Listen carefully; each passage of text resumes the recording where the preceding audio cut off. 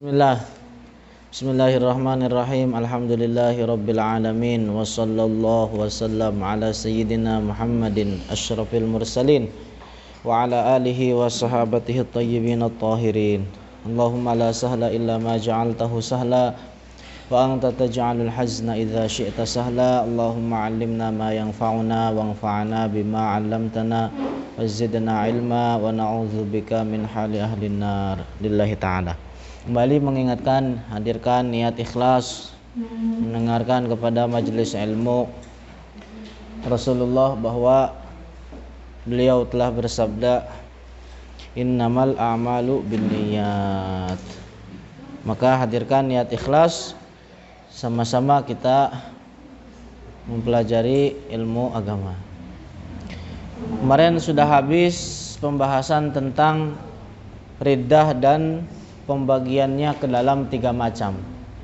Nah, sekarang akan kita jelaskan tentang hukum-hukum orang yang murtad, hukum-hukum orang yang jatuh ke dalam salah satu macam riddah yang 3 yang kemarin telah kita jelaskan.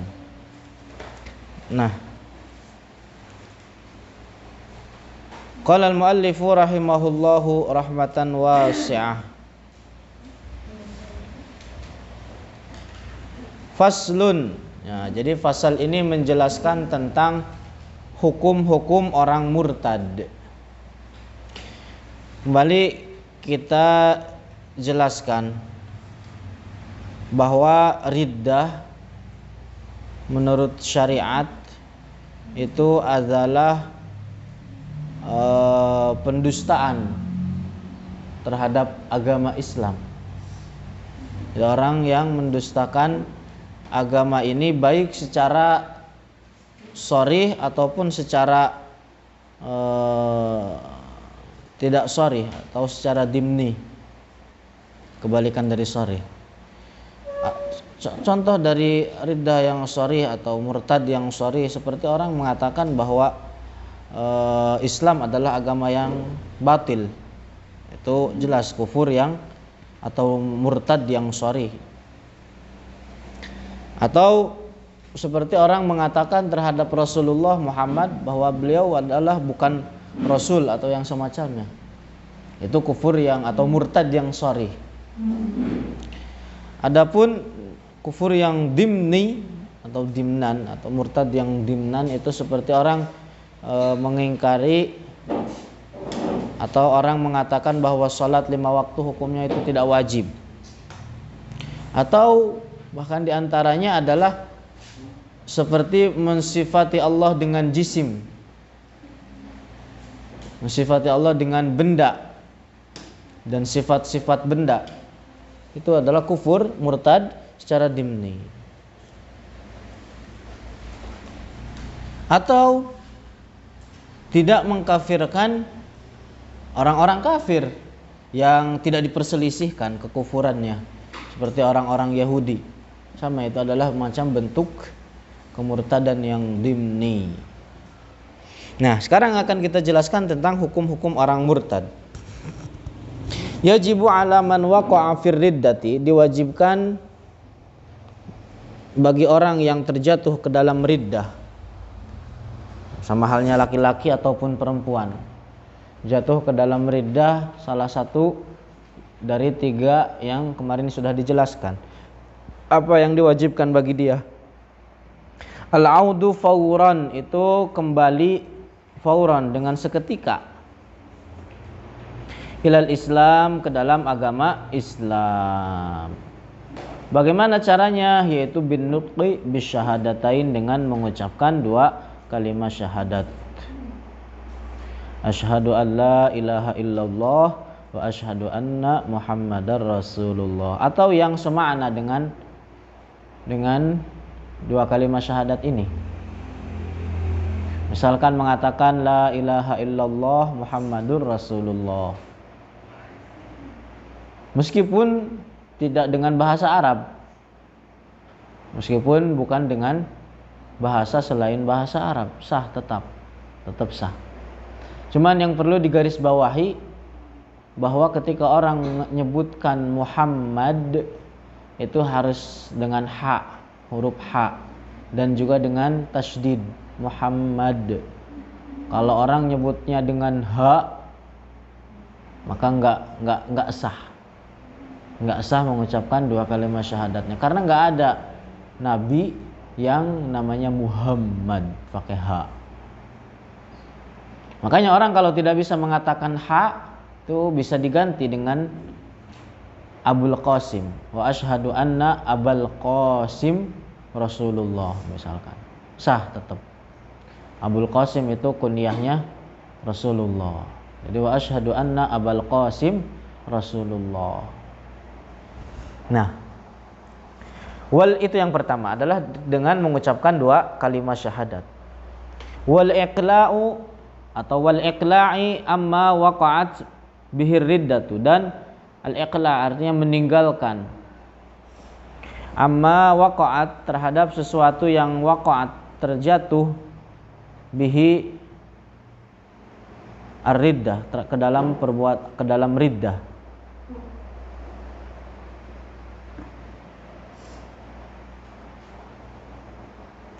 Jadi disyaratkan orang terjatuh ke dalam perbuatan riddah agar dia kembali ke dalam agama Islam meninggalkan yang menjadikan dia atau yang menyebabkan dia terjatuh ke dalam riddah tersebut.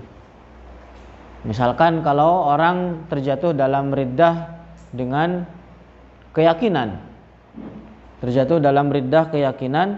maka disyaratkan menghilangkan atau meninggalkan keyakinan yang menyebabkan dia jatuh ke dalam agama Islam, baru mengucapkan dua kalimat syahadat. Paham? Misalkan ketika orang meyakini bahwa Allah berupa cahaya, gemerlap, terang, kufur, keyakinan kufur. Ini adalah keyakinan kufur. Bagaimana kembali ke dalam agama Islamnya adalah dengan mengucapkan dua kalimat syahadat setelah dia menghilangkan keyakinan yang menjadikan dia terjatuh ke dalam riddah tadi. Ya itu. Kalau seandainya dia terjatuh ke dalam riddahnya dengan sebab perbuatan kufur, menginjak-injak Al-Quran, bagaimana caranya? Tinggalkan dulu perbuatan tersebut, baru mengucapkan dua kalimat syahadat. Paham itu? Itu yang disebut dengan al-iqla'. Wa yajibu alaihi.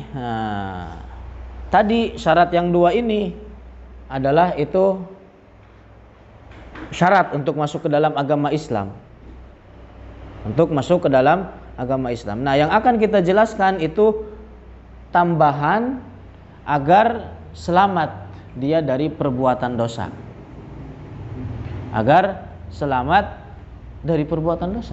Karena ridha adalah dosa yang paling besar. Atau kekufuran adalah dosa yang paling besar. Syirik. Nah, caranya tadi masuk dalam agama Islam itu dengan mengucapkan dua kalimat syahadat dan meninggalkan yang menjadikan dia terjatuh ke dalam riddah. Itu udah.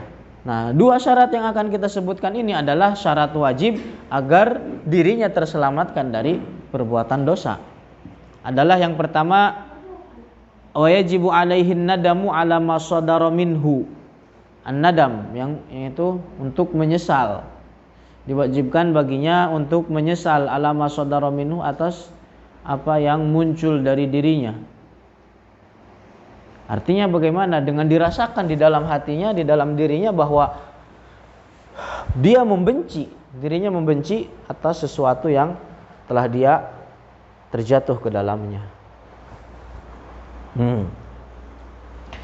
Kemudian yang kedua apa? Al-azm, bertekad ala an la ya'uda limislihi, untuk tidak kembali ke dalam hal yang serupa.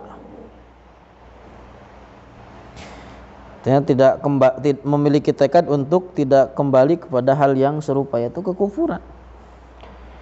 Kalau seandainya tidak menyesal, kemudian tidak ada di dalam dirinya terbersit keinginan untuk kembali ke dalam kekufuran, maka sah udah Islamnya. Paham itu? Tadi kan apa? Yang syarat agar selamat dari dosa untuk menyesal, dan apa yang kedua? Untuk bertekad tidak terjatuh ke dalam terjatuh ke dalam hal yang serupa dari salah satu macam bentuk kekufuran. Kalau seandainya dia tidak menyesal atau tidak ada di dalam dirinya lintasan untuk kembali ke dalam kekufuran, maka sah udah Islamnya tadi dengan mengucapkan 2 kalimat syahadat dan meninggalkan yang menjadikan dia terjatuh ke dalam riddah, maka sah udah Islamnya. Tapi tadi dengan syarat, dengan bukan dengan syarat, tapi dibarengi dengan dosa, dengan dosa, karena dia tidak menyesal. Orang itu bagaimana cara bertobat dari suatu dosa nanti di belakang? Di antaranya adalah dengan menyesali atas setiap perbuatan yang telah dia lakukan dari suatu perbuatan maksiat dan bertekad untuk tidak kembali ke dalam hal tersebut. Adapun orang yang bertekad untuk keluar dari agama Islam di masa yang akan mendatang, maka dia telah jatuh ke dalam kekufuran seketika itu juga. Telah jatuh dalam kekufuran seketika itu juga, tidak nunggu besok, tidak nunggu tahun depan, tidak nunggu seminggu lagi. Jatuh ke dalam kufur seketika itu juga. Fa illam yarji an kufrihi bisyahadati, kalau seandainya seseorang tidak mau kembali dari kekufurannya atau dari riddahnya, bisyahadati dengan mengucapkan 2 kalimat syahadat, wajabat istitabatuhu, maka wajib orang tersebut untuk dipaksa bertobat, diminta untuk bertobat. Artinya apa? Diwajibkan bagi khalifah untuk meminta tobat, atau khalifah atau yang menjadi man yaqumu maqamahu gitu, atau man yaqumu maqamahu, untuk memaksa orang tersebut atau untuk meminta orang tersebut untuk bertobat, masuk ke dalam agama Islam dengan 2 kalimat syahadat. Pertama itu, orang jatuh dalam riddah, diperintahkan oleh khalifah atau yang mewakilinya untuk kembali ke dalam agama Islam. Wala yuqbalu minhu, dan khalifah itu tidak menerima dari orang yang jatuh ke dalam riddah illal Islam, kecuali masuk ke dalam agama Islam, awil qatlu bihi, atau dibunuh karena sebab riddahnya itu, dipukul lehernya, ditebas lehernya dengan pedang, kalau seandainya dia tidak mau bertobat kembali masuk ke dalam agama Islam. Jadi tidak menerima persaksian ini kecuali tidak menerima khalifah kecuali masuk ke dalam agama Islam lagi, atau dipukul ditebas lehernya, dibunuh.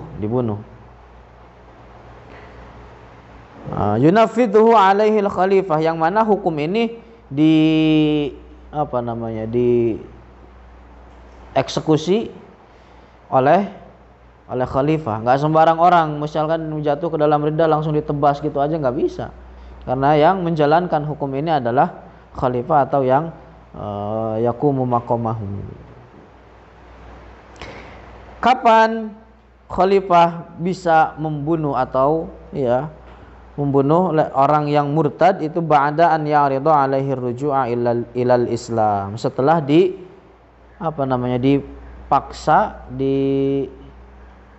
dipaksa diminta orang tersebut untuk kembali ke dalam agama Islam. Jadi kan tadi orang jatuh ke dalam riddah, diminta untuk tobat sama khalifah. Kalau seandainya dia menolak, maka berarti dibunuh. Wa ya'tamidul khalifatu fi dzalika ala syahadati syahidaini. Nah, khalifah itu berpegangan di dalam menegakkan hukum ini kepada persaksian dua orang saksi. 2 orang saksi yang saksinya itu laki-laki, 2 orang laki-laki, adlaini, yang adil. Yang adil itu artinya dia bukan pelaku dosa besar, dia tidak terus-terusan melakukan dosa kecil. Au ala tirafihi, atau dengan pengakuannya. Misalnya jatuh dalam riddah kemudian ngaku di depan khalifah, itu namanya pengakuan. Nah, hukum ini semua diambil adalah dari hadis Rasulullah yang diriwayatkan oleh Al-Bukhari, man baddala dinahu faqtuluh. Artinya apa? Orang yang keluar dari agama Islam atau orang yang keluar dari Islam ke yang lainnya, ke dalam riddah atau ke dalam kekufuran, faktuluh, maka bunuhlah dia. Artinya kapan pembunuhan itu atau dibunuh itu terjadi adalah ketika udah diperintahkan orang tersebut untuk masuk ke dalam agama Islam, untuk kembali ke dalam agama Islam, akan tetapi dia tidak menerima, tidak mau. Nah, sekarang akan kita jelaskan hukum-hukum riddah. Artinya hukum-hukum orang yang terjatuh ke dalam riddah. Wa yabtulu biha shaumuhu. Yang pertama adalah batal puasanya. Misalkan orang muslim puasa di tengah Ramadan, puasa siang harinya jatuh ke dalam riddah, mencaci maki Allah misalkan, maka batal puasanya. Karena tidak sah puasa dari tidak sah puasa dari seorang yang kafir. Paham itu? Maka batal puasanya. Wa tayammumuhu, dan juga batal tayammumnya. Misalkan orang bersuci pakai tayammum, maka jatuh ke dalam riddah, batal tayammumnya. Paham? Berbeda dengan wudu. Orang misalkan punya wudu, jatuh ke dalam riddah, langsung kembali ke dalam agama Islam, maka wudunya tetap sah. Wudunya tetap sah. Kenapa? Karena paham gak itu? Orang muslim punya wudu, dia kan punya wudu, kemudian jatuh ke dalam riddah, kembali ke dalam agama Islam dengan seketika, dan dia tidak melakukan hal-hal yang membatalkan wudu, nggak kentut, nggak melakukan hal yang membatalkan wudu lainnya misalkan, maka tetap sah wudu dari orang tersebut. Paham? Kenapa? Karena wudu itu para ulama mengatakan bahwa ibadatun qawiyah, ibadah yang kuat. Kalau tayamum itu kan ibadatun dhaifah, ibadah pengganti. Orang wudu itu kan asal. Orang kalau nggak bisa wudu berarti baru bisa tayamum. Makanya orang yang tayamum kemudian terjatuh dalam riddah, batal tayamumnya. Wa aqdun wa nikahihi, kemudian batal akad nikahnya qabla dukhul, sebelum terjadi hubungan badan. Jadi orang misalkan nikah di pagi hari, resepsian siang harinya, salah satu dari pasangan suami istri itu ada yang terjatuh ke dalam riddah sebelum malam pertama, maka batal akad nikahnya. Paham?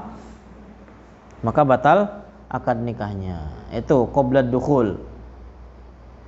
Jadi kalau seandainya kembali salah satunya ke dalam agama Islam, artinya jatuhkan salah satunya kembali ke dalam agama Islam, berarti butuh kepada akad yang baru. Jadi akad lagi. Wa kada ba'dahu, begitu juga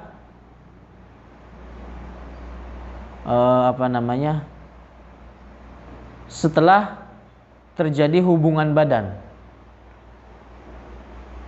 Begitu juga batal akad nikah yang terjadi setelah hubungan badan, illam ya'ud ilal Islam, kalau seandainya orang murtad tersebut tidak kembali ke dalam agama Islam fil iddati, di dalam masa iddah. Paham ini? Orang sepasang suami istri telah melakukan hubungan badan, kemudian salah satunya terjatuh ke dalam riddah, berarti di situ akadnya itu, status akad nikahnya itu dilihat. Kalau seandainya yang jatuh ke dalam riddah itu kembali ke dalam agama Islam, masih di dalam iddah, masa iddah, maka tetap sah akad nikahnya.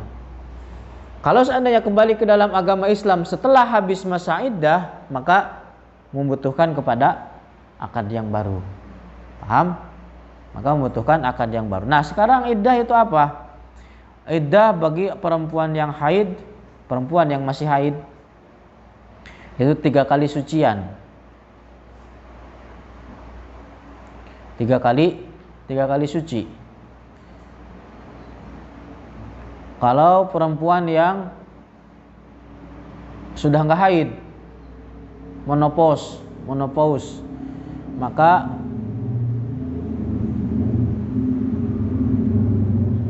tiga bulan komariah.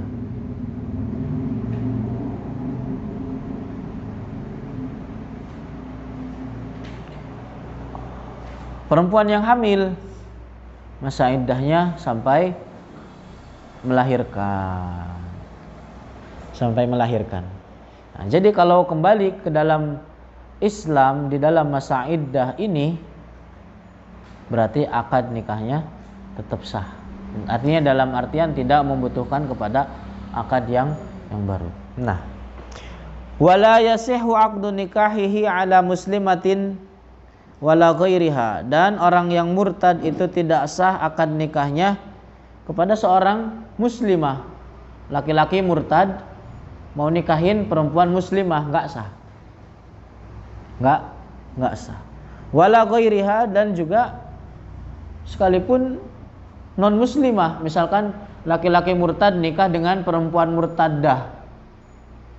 Laki-laki murtad nikah dengan perempuan murtadah tetap tidak sah. Tidak sah akad nikahnya. Artinya apa? Laki-laki yang murtad tidak sah nikah dengan mau muslimah dan atau non muslimah, sekalipun dengan perempuan yang murtadah seperti dirinya. Paham itu?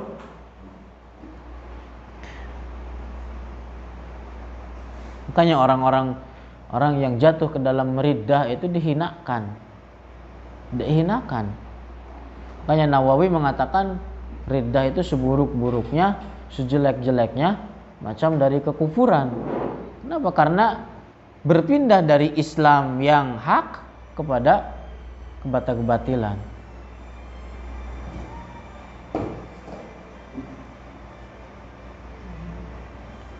Matiin.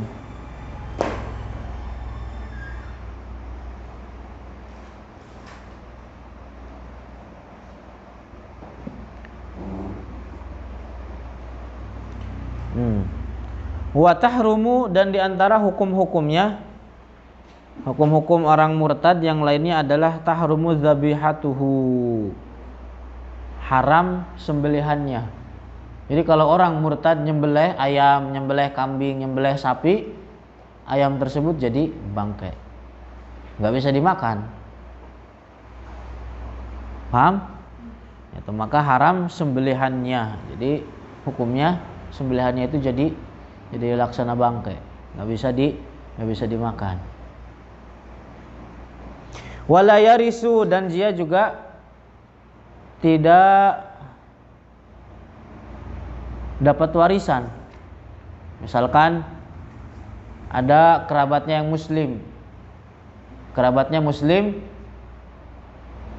dia murtad, maka tidak dapat warisan dari kerabatnya tersebut. Atau misalkan orang tuanya muslim tapi dia murtad, maka tidak dapat warisan dari orang tuanya kalau orang tuanya mati. Wala yurasu, dan dia juga tidak bisa mewariskan. Kalau dia yang mati punya anak muslim, misalkan bapaknya murtad, anaknya muslim, gak bisa mewariskan terhadap anaknya. Paham? Artinya dia tidak bisa mewariskan terhadap kerabatnya yang muslim. Itu makna dari wala yurasu. Wala yusalla alaihi, kemudian juga tidak disolatkan.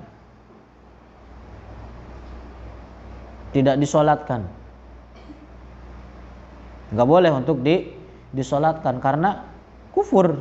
Di dalam solat terdapat doa-doa yang istilahnya meminta ampunan untuk mayit. Sedangkan di dalam Al-Quran sudah dijelaskan bahwa Allah tidak mengampuni orang kafir, tidak mengampuni orang yang jatuh dalam kekufuran. Paham itu? Maka nggak boleh disolatkan.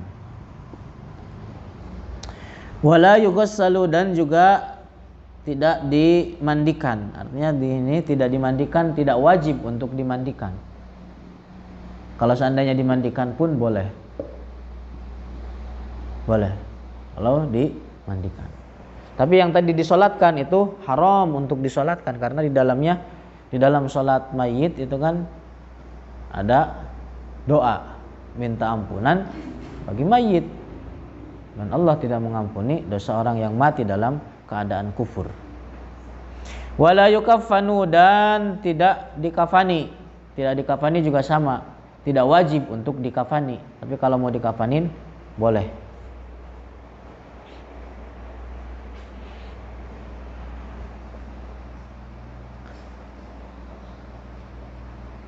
Wala yudfanu fi maqabiril muslimin. Nah, ini tidak boleh dikuburkan di pekuburan orang-orang muslim. Nggak boleh dikuburkan di pekuburan orang-orang muslim. Kenapa? Karena dia bukan bagian dari mereka, bagian dari orang-orang Islam.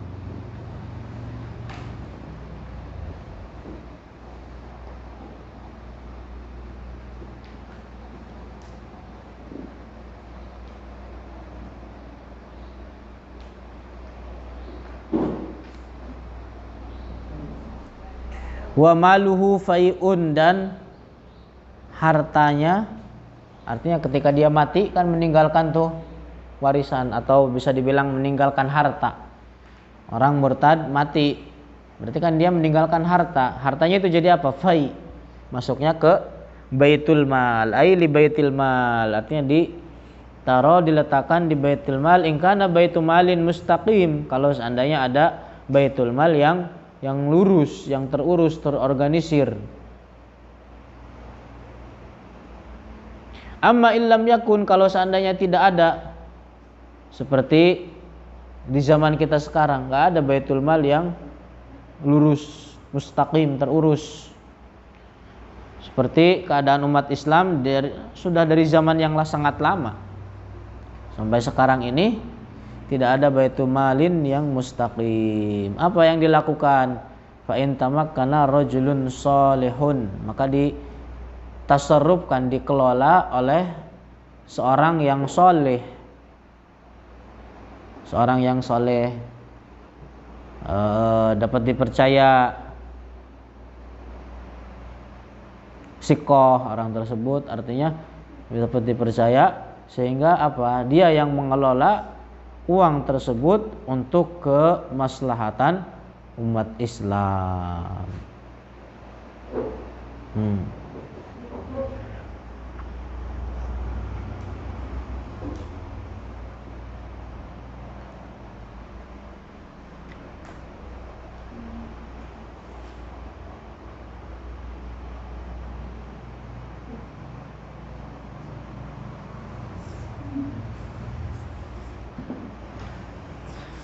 Paham?